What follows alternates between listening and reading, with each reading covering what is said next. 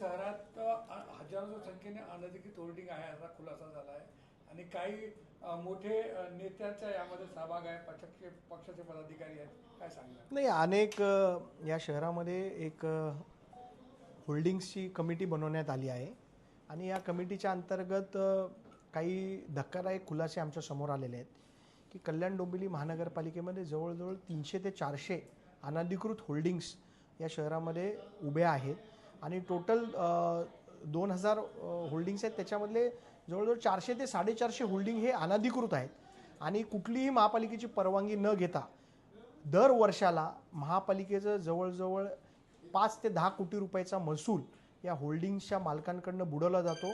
गेल्या 5 वर्षांचा जर महसूल पकडला तर जवळजवळ 50 ते 40 कोटी रुपयाचा महसूल या होल्डिंग्स अनधिकृत होल्डिंग धारकांकडनं बुडवला गेला आहे.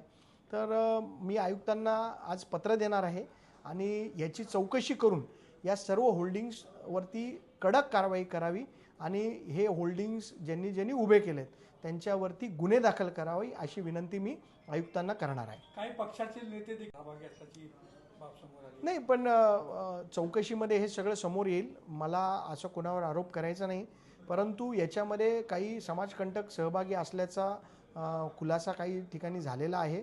याची पूर्ण माहिती मी आज आयुक्तांकडे देणार आहे आणि त्या माहितीच्या आधारे कुठल्या प्रभागात किती अनधिकृत होल्डिंग आहे याची पूर्ण सविस्तर लोकेशनसह माहिती मी आयुक्तांकडे देणार आहे.